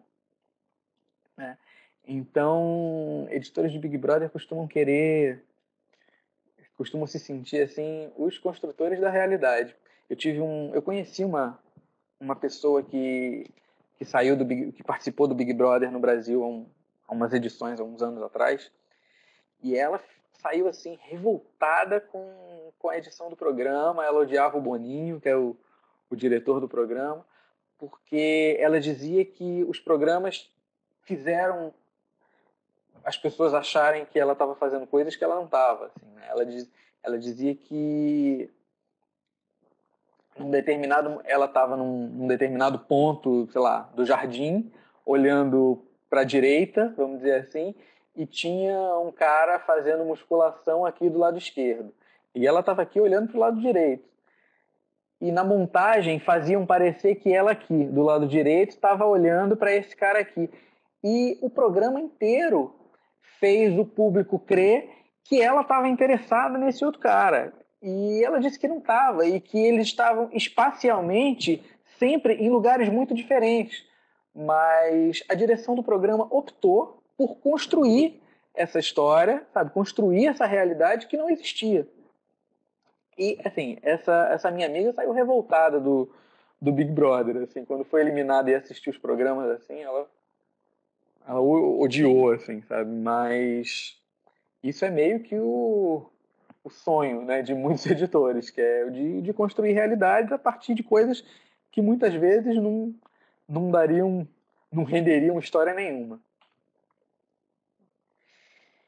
E, enfim, a gente está chegando no final. Eu queria destacar algumas coisas assim que são meio convencionais e que são os elementos que dão suporte para a gente inovar na edição, que são os clichês da montagem. Né? A gente tem cortes convencionais, assim, coisas que são primárias na hora de se editar. Uma delas é o corte no movimento.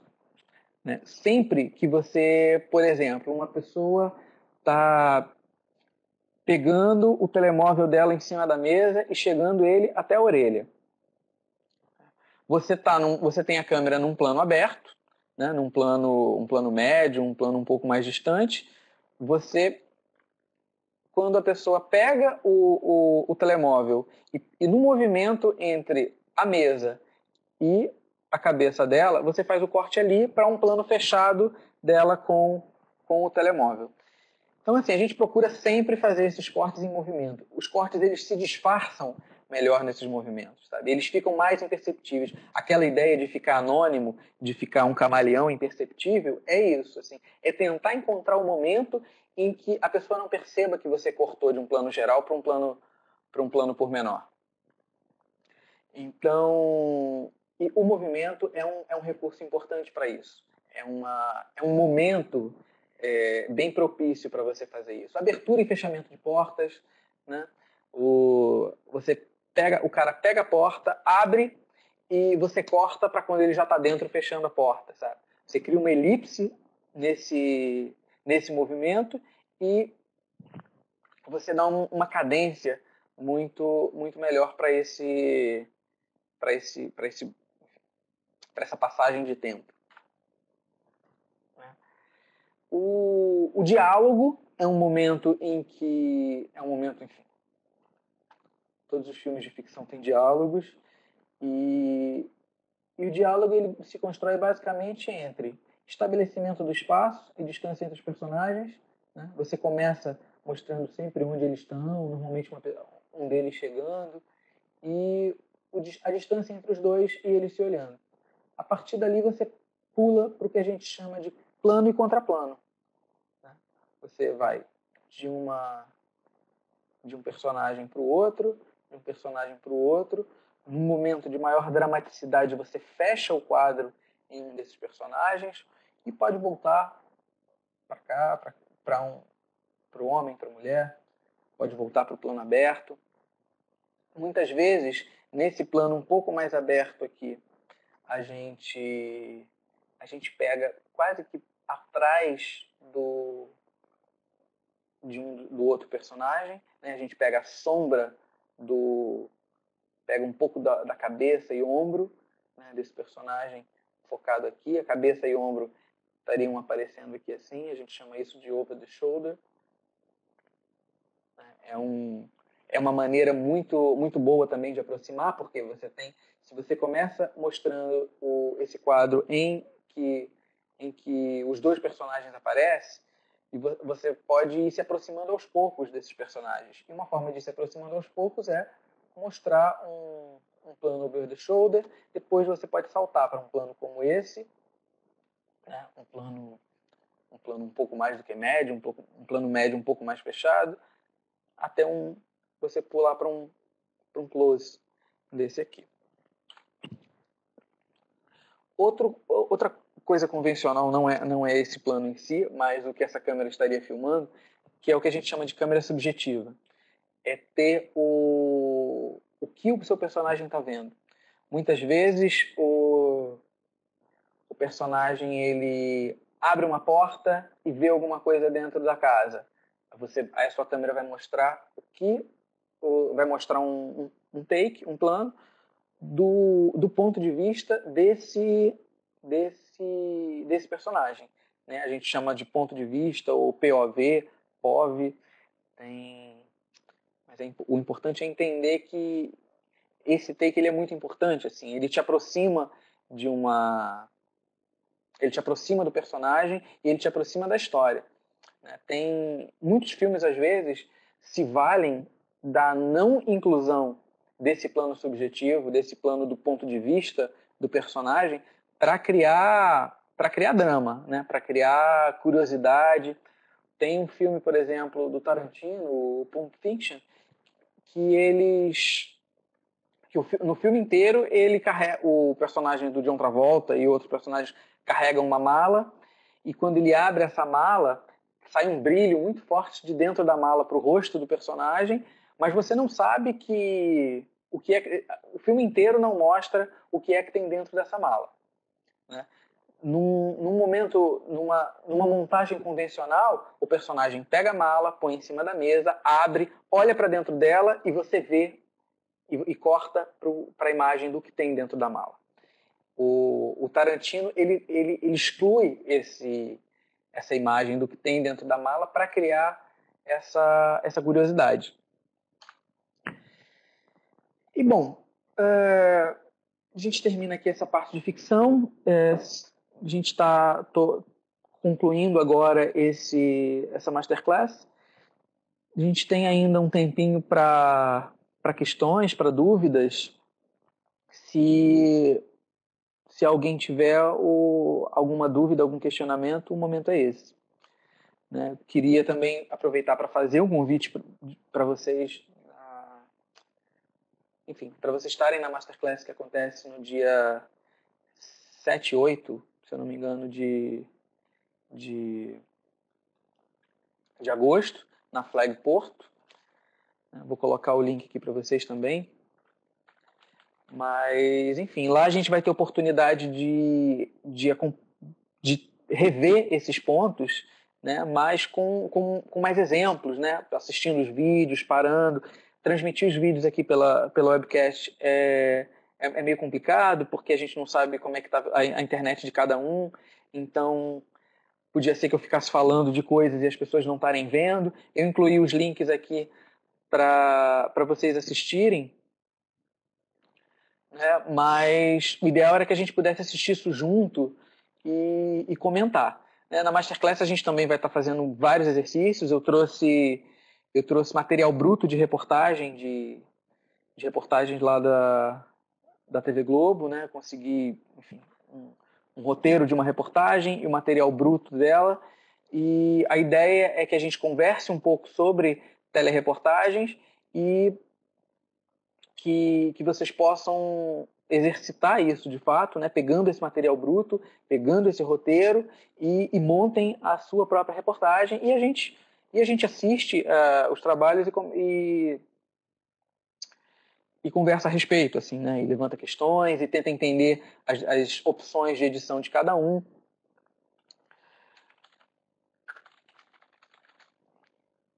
Também, enfim, a gente também vai produzir chamadas, como eu falei anteriormente, né? Eu trouxe 2 episódios da série Prisioneiros de Guerra, que foi a série que inspirou o seriado Homeland. E a gente trouxe um roteiro também para essa reportagem, para essa chamada, e trouxe os episódios dela, né? E a ideia é que a gente possa produzir essa chamada também, e ela é um exercício interessante, como que eu falei. A série é uma série muito, muito lenta, e o canal queria uma série dinâmica, uma série com bastante ritmo. E a gente pode até assistir a série, a reportagem que foram ao ar, né? As que foram produzidas lá na Globosat mesmo. Eu acho que é um exercício bem legal, assim. Eu acho que é uma experiência que, quando eu estava estudando, eu gostaria muito de ter tido, assim, né? E se eu tivesse a oportunidade de fazer isso em outras áreas diferentes dessa área que eu trabalho, eu adoraria poder conversar com alguém que edita reality shows, por exemplo, sabe? Olha, tá aqui o material, normalmente eu trabalho assim. Olha, programa de edição é um negócio bem subjetivo, assim, né? O meu chefe, por exemplo, adora o Avid Media Composer. Para ele, é o melhor programa de edição do planeta Terra. A TV Globo trabalha com o Avid Media Composer. os canais a cabo, a Globosat, trabalharam com Media Composer muito tempo. Depois eles migraram para o Final Cut. E pós Final Cut 7, nenhum dos editores gostou do Final Cut X, né, do Final Cut 10. Então a Globosat inteira migrou para o Adobe Premiere. Enfim, o Adobe Premiere era um programa que até alguns anos atrás era um programa meio amador, assim, né? As pessoas, editores mesmo de cinema e até de televisão, consideravam ele um programa amador ou um programa utilizado por designers quando designers queriam editar vídeos, né? Eles usavam o Adobe Premiere porque era um programa que vinha junto com o pacote, com os pacotes com a Creative Suite da Adobe. Né? Mas o Adobe Premiere está cada dia melhor. Assim, se eu não me engano, esse programa que está aqui no slide é até um Adobe Premiere. É um Adobe Premiere e um After do lado, não. É só um Adobe Premiere, só que com tela expandida aqui do lado com um efeito de correção de cor. Mas eu tenho gostado muito de trabalhar com o Adobe Premiere. Assim, eu acho que ele realmente está muito melhor do que o Final Cut, 7, né? O Final Cut foi melhor, o Final Cut 7 era melhor do que o Premiere, até a versão CS5, assim, a versão CS6 eu acho que ficou pau a pau. O Final Cut 7 era tão bom quanto o Premiere CS6, mas hoje eu acredito que o Premiere CC está muito melhor do que o Final Cut. Assim, ele tem capacidade de ler muito mais formatos, compressões e, enfim, é um programa que realmente está atendendo muito bem. Tem vários canais de televisão no mundo migrando para o Premiere pós esse fracasso do Final Cut, assim, do Final Cut 7. O Final Cut X começa agora a se reestruturar e tem muita gente voltando a usar, muito porque não quis, quando o Final Cut X... Eu conheço produtoras no Rio de Janeiro que até hoje trabalham com o Final Cut 7 e eu creio até que aqui em Portugal também muita gente ainda utiliza o Final Cut 7. Né? Um editor que foi contratado, que trabalha comigo, que foi contratado há pouco tempo, ele veio de um trabalho em que ele trabalhava com o Final Cut X e ele disse, olha, a atualização mais recente dele está excelente. Sabe? Não tenho do que reclamar, ele realmente está muito bom. Mas hoje eu acho que esses são os principais programas assim, para um fluxo rápido, né, de televisão, vamos dizer assim, e até de cinema. Quando você está falando de cinema assim, de alto nível, aí você tem alguns programas de high-end assim, mais caros também, né? Dificilmente, sei lá, a gente tem hoje na Globosat quase, sei lá, umas 40 ilhas de edição. Sabe? É muito caro você ter ilhas de edição de Smoke, por exemplo. Né? Existe uma ilha de Autodesk Smoke, de um Smoke System. O Smoke hoje, há uns 2 anos, ele abriu uma versão para Mac, mas até então o Smoke mesmo era um programa dedicado que você comprava ele numa máquina e custava $150 mil, sabe? É muito caro você manter uma ilha de edição de $150 mil quando você precisa ter 40, 50 ilhas de edição. Então, eu acho que o Adobe Premiere hoje está atendendo muito bem na Globosat. A TV Globo continua utilizando o Media Composer, mas a parte de chamadas, por exemplo, o departamento de promoções da TV Globo em si, da TV aberta, ele usa um programa chamado EQ, por exemplo, que é um programa esqueci o nome da fabricante, mas que é um sistema como esse que eu falei do Smoke System, que é uma ilha que você compra pronta, assim, você compra o hardware, o software e é tudo junto.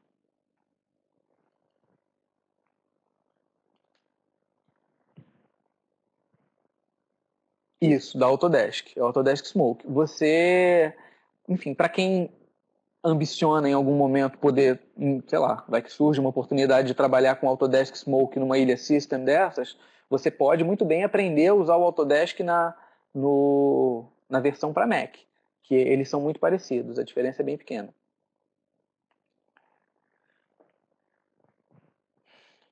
Enfim, a gente vai começar a encerrar. Só estou esperando a Silvia Silva terminar de escrever aqui. Se ninguém tiver mais nenhuma dúvida ou colocação, a gente conclui por aqui.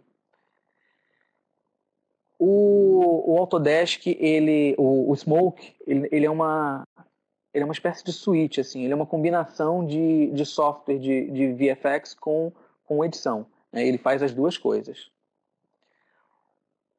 O Flame é um software e o Smoke é outro, né? O Flame é como se ele fosse... O Flame é o que vai ficar. Como o Autodesk lançou esse Smoke para computadores pessoais, né? É provável que eles parem de comercializar o Smoke e foquem no Flame, mas são softwares muito parecidos, né? Que trabalham com VFX e com edição também, né? Mas basicamente no departamento de promoções onde eu trabalho, a gente tem que trabalhar muito com After Effects também. Hoje em dia não dá para um editor fugir do After Effects, mas não dá para fugir, né, do VFX, mas e o After Effects é o que a gente mais trabalha, até por a gente ter começado a usar o Premiere recentemente. Deve ter um ano mais ou menos que a gente está trabalhando com o Premiere. O After Effects trabalha muito bem com ele, então a gente tem usado os dois por conta disso. Enfim, a gente está encerrando por aqui. Queria agradecer a presença de todos, a participação, todas as perguntas, e aguardo vocês. Vocês podem me procurar na internet, vocês acham Facebook, e-mail, enfim, LinkedIn, e qualquer questão, qualquer coisa, vocês podem entrar em contato. Fico à disposição e faço mais uma vez o convite para a Masterclass que acontece no início de agosto, na primeira semana de agosto, na Flag Porto. Obrigado e boa noite.